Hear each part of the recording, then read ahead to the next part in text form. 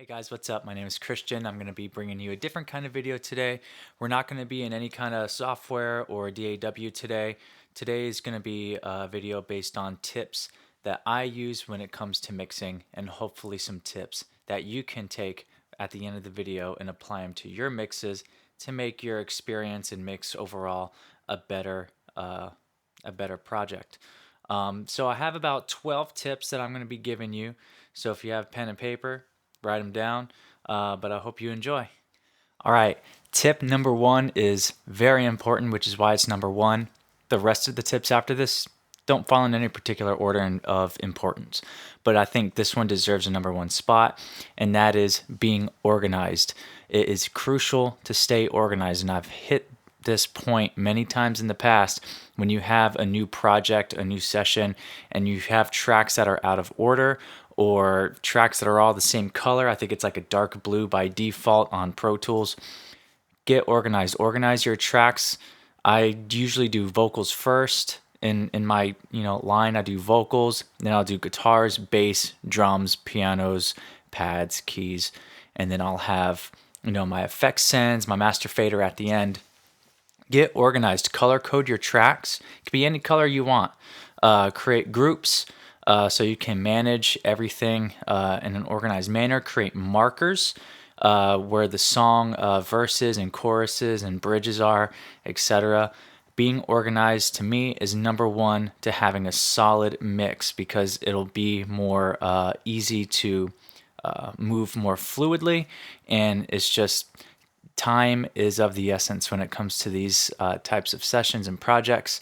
Time is money if you're doing this professionally, and so being organized helps. All right, tip number two that I have is mix with your ears and not your eyes.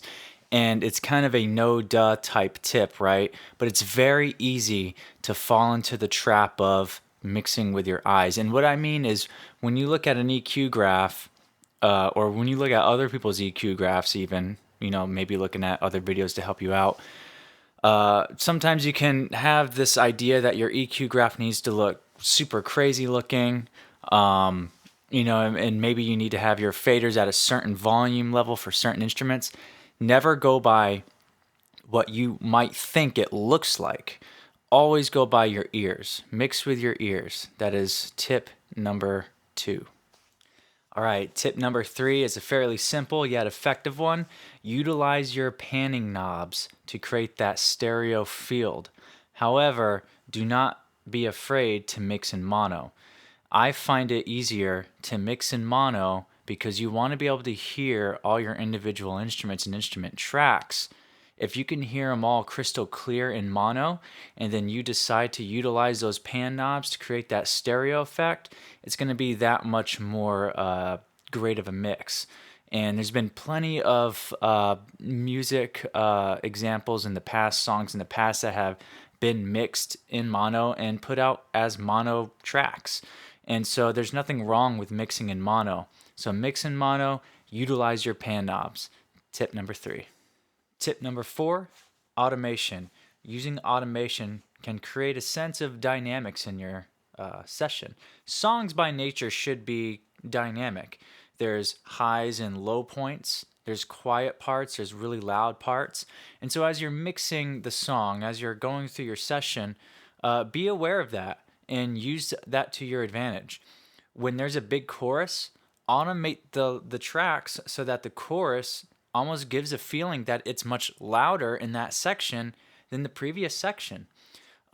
Utilizing automation can help also bring vocals more up front and more balanced. Compression on vocals will always give it that one step further effect of bringing it up front and making it more balanced in your mix, but use automation as well to help balance your vocal so everything is nice and leveled. All right, tip number five is EQ.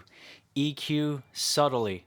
An EQ is a frequency-based amplifier, so whether you're cutting or boosting on your EQ, you're actually either reducing the gain or increasing the gain on that frequency. Therefore, if you increase too much on a certain frequency, you can actually clip your track. And so when you're EQing, you don't have to have these dramatic boosts or dramatic cuts even. Utilize the EQ as if like you're sculpting.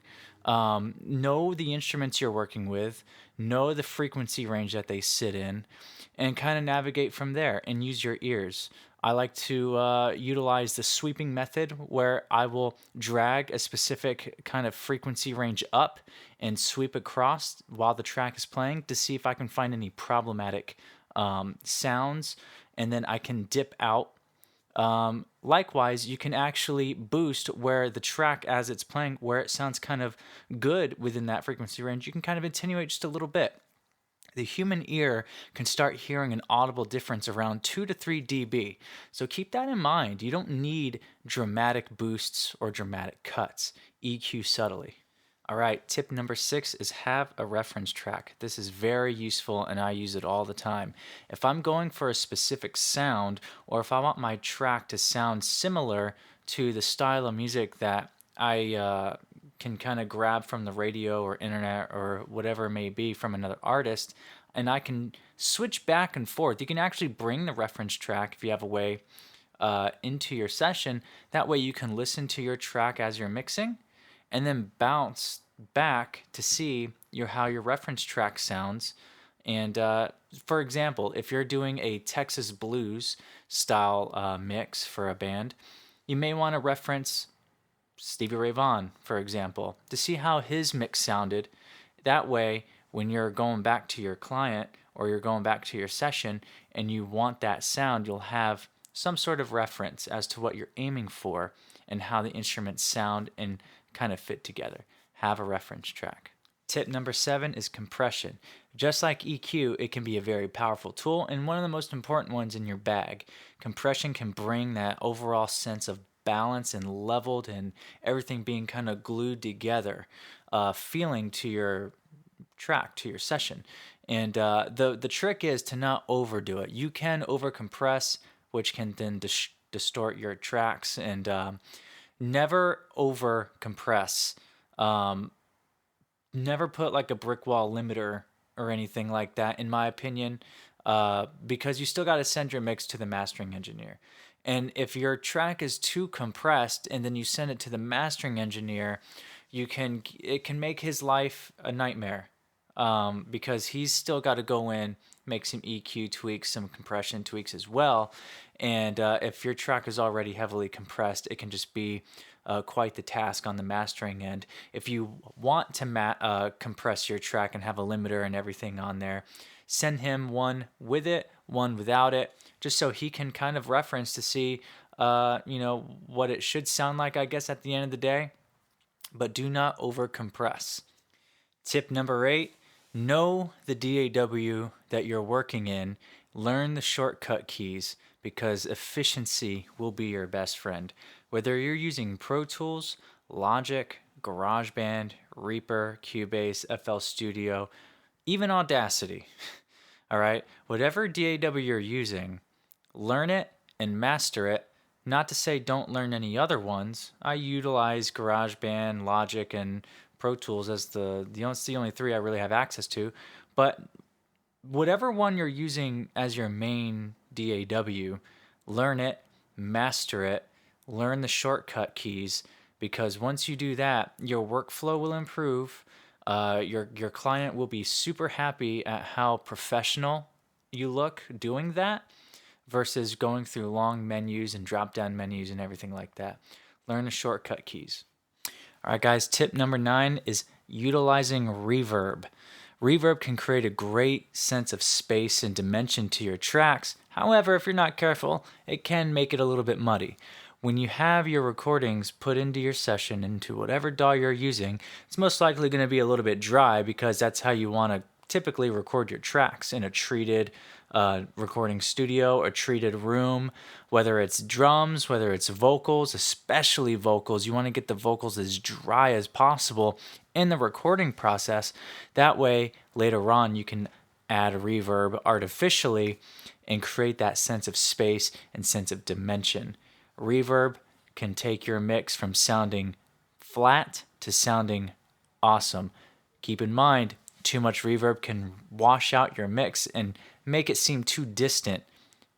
Subtly add in your reverb to taste. Whatever the direction the track is going, add the reverb to that. All right, guys, tip number 10 is a rather important one. Listen back to your mixes on different sets of speakers and or monitors.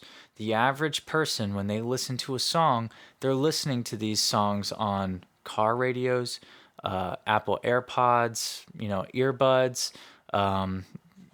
regular Bluetooth speakers, soundbars, computer speakers, laptop speakers, all that good stuff.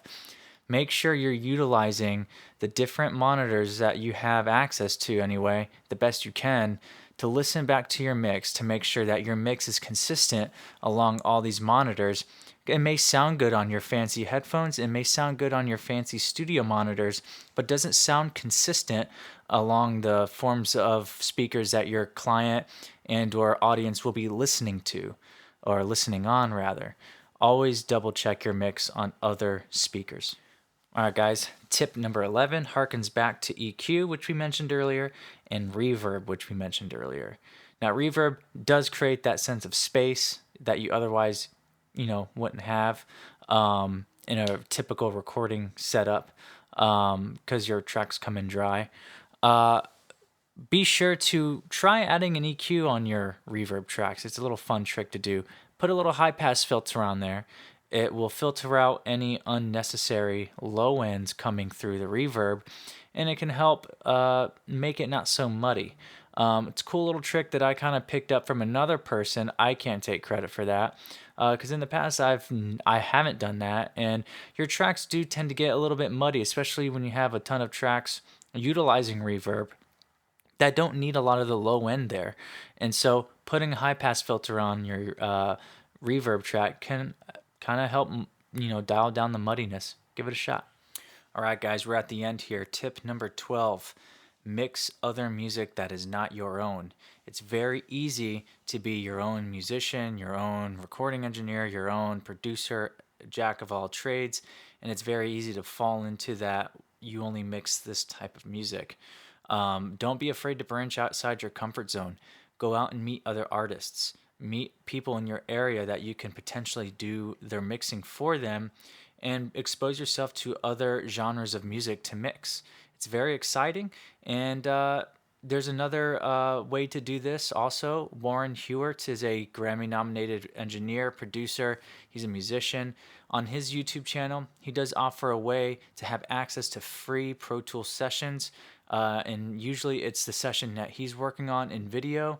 And it's also a good way to get your feet wet with diving into other sessions that aren't your own, that is potentially different music than you record and mix yourself.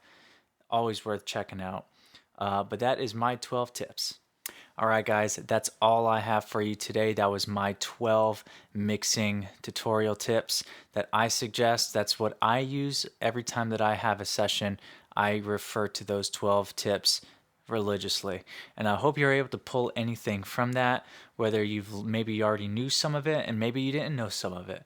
Take it and apply it to your mixes. Comment below if it has helped you at all in any way, and don't forget to hit like and subscribe so I can continue making this type of content. I don't get paid for this. I only do this in my free time when I'm not at work, and but I do enjoy bringing you guys content, and that's all I have for you today. Have a good day.